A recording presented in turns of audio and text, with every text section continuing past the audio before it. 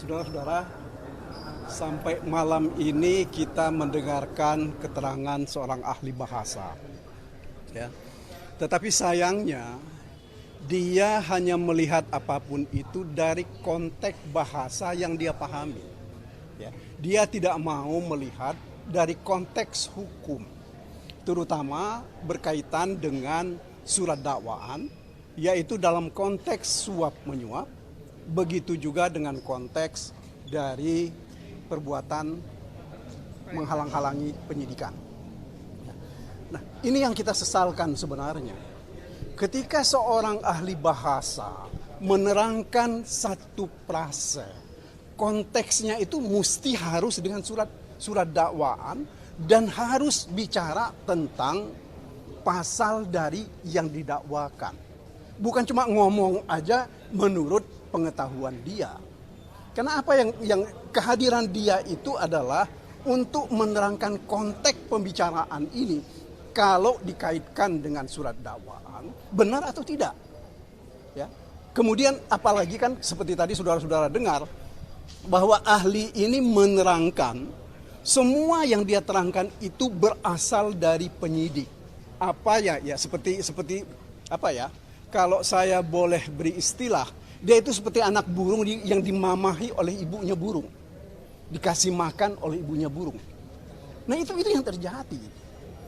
Sementara kita mau mengatakan menegakkan hukum untuk keadilan dan kebenaran. Bagaimana dia bisa menyebut konteks satu perbuatan dihubungkan dengan ketentuan undang-undang kalau dia sendiri tidak pernah membaca undang-undang yang hendak digunakan untuk menjerat orang. Ya. Tadi saya kira cukup jelas pertanyaan-pertanyaan kita. Bagaimana dia hanya bolak-balik ini menurut persepsinya dia tentang bahasa yang dia gunakan. Jadi tidak betul-betul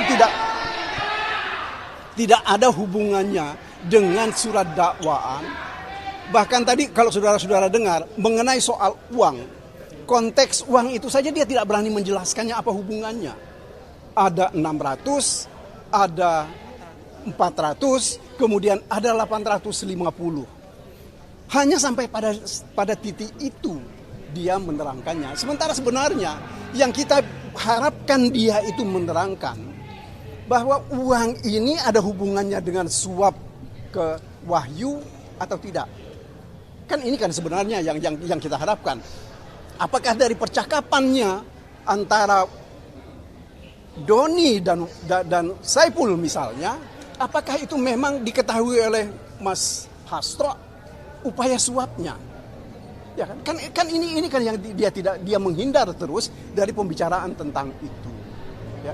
Saya kira ini sesuatu yang sangat salah di dalam hal menghadirkan ahli. Ya. Ahli itu seharusnya kan kalau menurut ketentuan KUHP kita adalah untuk membuat terang perkara. Ya. Terang perkara itu apa? Konteksnya dengan surat dakwaan, konteksnya perbuatan-perbuatan orang ini dan keterangan-keterangan saksi. Nah itu kan yang mesti dibicarakan dan disampaikan oleh dia sebagai ahli bahasa. Tetapi ini ternyata tidak. Ya. Jadi buat saya, ya, dia itu tidak menjelaskan apapun, ya, terkait dengan pembuktian surat dakwaan, terutama berkaitan dengan perbuatan obstruction of justice maupun juga perbuatan suap menyuap. Itu yang penting ya. Kemudian satu hal lagi ya, tadi saya secara sengaja dengan kesepakatan kami bahwa kami penasehat hukum hendak menjadikan diri kami sebagai saksi di persidangan ini. Ya, kenapa? Karena kami ingin mengikuti ya, kegiatan yang dilakukan di dalam persidangan yang lalu, di mana penyidik menjadi saksi, penyelidik menjadi saksi, dan penyidik dan penyelidik menjadi ahli. Kenapa tidak kami diperkenankan sebagai penasehat hukum untuk juga menjadi saksi dalam perkara ini? Sebab saya mengikuti perkara ini dari tahun 2019. Ya, begitu banyak catatan yang saya baca mengenai persoalan ini. Makanya seperti saya sampaikan tadi, salah satu di antaranya yang tidak pernah jelas dan terang adalah surat perintah penyelidikan. Ya, ini harus kita curigai bahwa ini ada permainan terkait dengan surat perintah penyelidikan ini. Bagaimana mungkin surat perintah penyelidikan itu ditandatangani oleh Agus Raharjo pada tanggal 20 Desember, ketika pada saat yang sama mereka itu serah terima jabatan. Ya. Itu satu. Kemudian yang kedua, mengenai kejadian apa yang mereka sebut kejadian penghalangan penyelidikan di PT IKA. Kami punya informasi yang lebih dari itu. Salah satu informasinya yang penting adalah petugas di PT IKA itu kenapa bertanya kepada orang yang berada di dalam mobil. Karena kebetulan dalam keadaan mobil hidup, yang dilihat ada seorang perempuan dan laki-laki, ditanya kalian mau apa di sini. Mereka bilang kami IO. Artinya kan ada kegiatan di situ, padahal di situ tidak ada kegiatan. Nah, sementara besok paginya itu ada wakil presiden yang akan melakukan olahraga di situ. Ya, ini kan tidak pernah diungkap di dalam persidangan. Sehingga apa yang kita harapkan sebenarnya, kalau saya sih terus terang, saya berharap bahwa banyak hal yang kita bisa ungkap. Ya, kalau misalnya betul-betul saya diizinkan menjadi saksi dalam perkara ini. Hal lain lagi misalnya, saya nggak tahu saudara-saudara apakah mengikutinya atau tidak. Ya. Yang penting juga dari perkara ini, ada satu perubahan keterangan dari Saiful, ya, terkait dengan uang dan lain-lain. Kalau saudara-saudara mau tahu, pada tanggal, saya lupa tanggalnya, Juni 2024, istrinya Saiful itu ketika dilakukan penggeledahan di rumahnya, ditemukan 2 pucuk pistol, senjata api, dengan amunisinya. Nah, ini yang kita dengar, ini dibarter. Ya, kalau dia mau menerangkan bahwa ada keterlibatannya Mas Hasto, maka perkara itu nggak dilanjutkan. Dan kita nggak pernah dengar perkara itu jalan. Ya. Nah, ini yang juga perlu kami sampaikan. Yang lain lagi adalah bagaimana Mas Hasto ketika dihubungi oleh pejabat tertentu pada Desember tahun lalu, tanggal 13 Desember kalau saya tidak keliru, yang permintaannya itu adalah tidak boleh memecat Jokowi. Mas Hasto harus berhenti dari jabatan sebagai sekjen dalam waktu 1 kali 24 jam. Kalau tidak, dia akan menjadi tersangka. Nah, beberapa hari kemudian memang terbukti kan, ketika sesudah Jokowi dipecat, ya, ada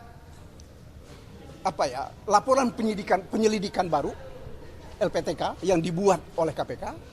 Kemudian 4 hari kemudian kalau saya tidak keliru, Mas Hasto itu jadi tersangka, yaitu ketika tanggal 24 Desember. Ya. Dan seterusnya. Nah, ini hal yang menurut hemat kami itu penting untuk diketahui. Yang lain lagi adalah ketika kami meminta kepada penuntut umum, penyidik ketika itu, agar supaya diberi kewenangan untuk menghadirkan saksi menguntungkan. Akan tetapi ketika ketika Mas Hasto di BAP pada hari terakhir itu, kami masih katakan belum hari ini kami mengajukan. Tetapi besoknya kami ajukan surat agar supaya diberi kesempatan menghadirkan saksi menguntungkan dan juga menghadirkan ahli. Apa yang terjadi? 1 hari kemudian, berkas perkara dilimpahkan dalam tahap kedua dari penyidik kepada penuntut umum. Sehingga kami tertutup kesempatan kami untuk menghadirkan saksi dan menghadirkan ahli. Kenapa? Kenapa mereka bisa cepat-cepat seperti itu? Karena kami juga sedang melakukan gugatan pra-peradilan di Pengadilan Negeri Jakarta Selatan. Sesudah Pak Juyamto yang mulia itu, ya, menyatakan permohonan pra-peradilan kami tidak bisa diterima. Nah, inilah persoalan-persoalan yang menurut hemat kami perlu diungkap. Perlu ada orang yang mengungkapnya. Dan ini yang tidak pernah diungkap oleh saksi-saksi yang dihadirkan oleh KPK. Ya, karena kami juga tidak mempunyai saksi yang banyak, makanya kami rencanakan saya dan Joy Yohanes yang akan bersaksi untuk perkara ini. Kalau besok diizinkan oleh ketua majelis. Saya kira itu dari saya, terima kasih. Patra kalau mau ditambahin. Saya tambah sedikit aja. tahun 1953 di Inggris, ya, ada seorang remaja usia 19 tahun, namanya Derek Bentley. Ya.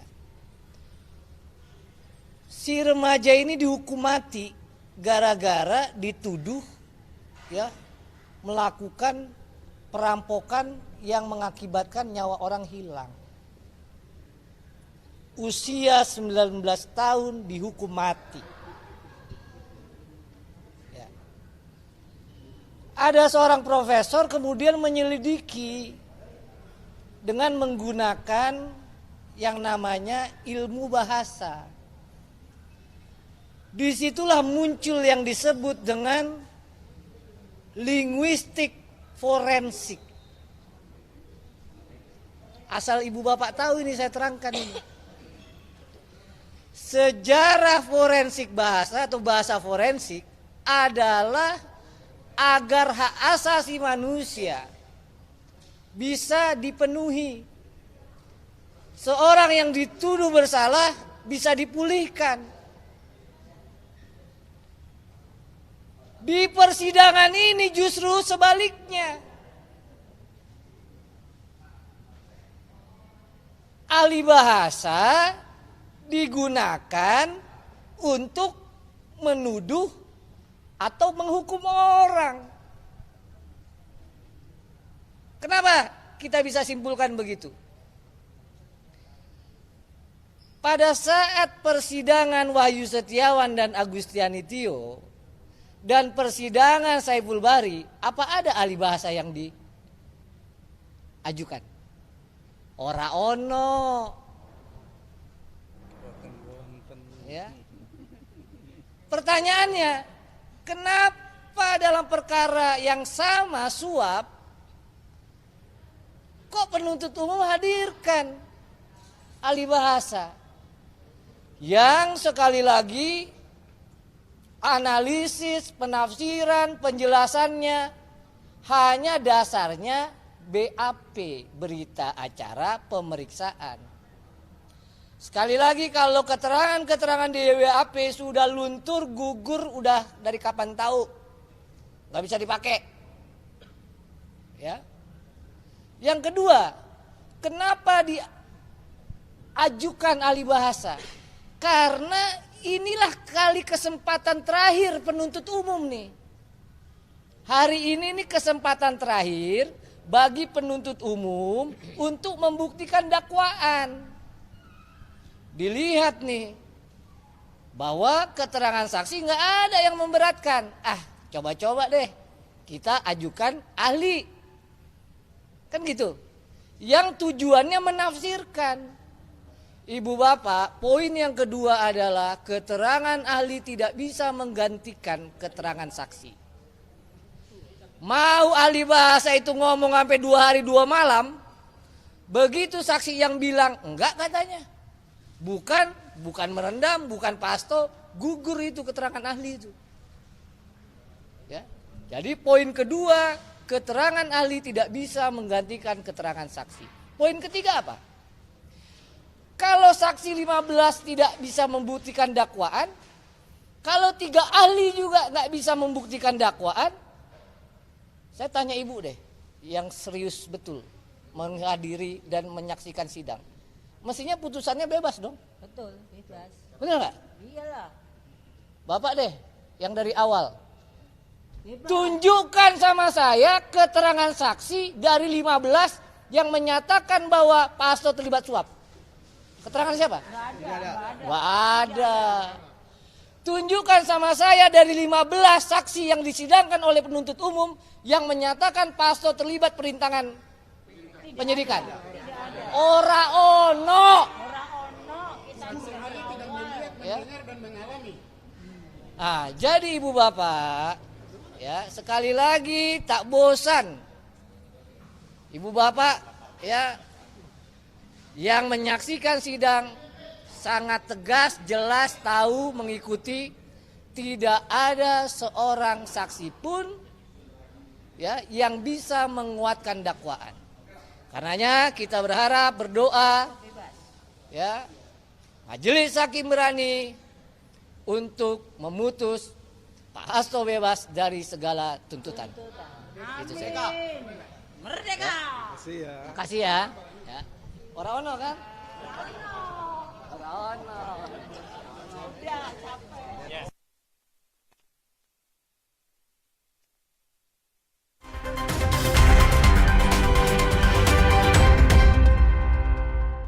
Ambang batas untuk membawa perkara ini pengadilan itu masih sangat minim, gitu. Nah, itu makanya bertentangan dengan prinsip dasar dengan beyond reasonable doubt. Itu makanya banyak saksi-saksi dan kemudian pada ahli itu sebenarnya bukan membuat terang, memperjelas, tetapi malah mengkaburkan sebenarnya, gitu kan. Nah, oleh sebab itu makanya dengan tingkat ambang batas yang tidak tercukupi dan ini masih banyak menimbulkan keraguan-keraguan, makanya prinsip dasar yang harus dipenuhi itu adalah prinsip yang dinamakan sebagai ius curios novit. Ketika hakim ragu terhadap suatu realitas atau fakta-fakta di persidangan, wajib hukumnya dia untuk melepaskan. Karena ada adigium yang menyatakan bahwa lebih baik melepaskan 1.000 orang yang bersalah, gitu ya, jika dibandingkan menghukum seorang yang tidak berdosa. Gitu. Itu yang paling penting sebenarnya, gitu kan. Jangan sampai, saya sudah lama mengatakan, sesuatu yang dipaksakan itu membuat penganiayaan pada hak asasi manusia. Karena dalam konteks ini sebenarnya sangat dikedepankan yang dinamakan seperti dikatakan adanya penghormatan terhadap hak asasi manusia dibandingkan konsep crime control.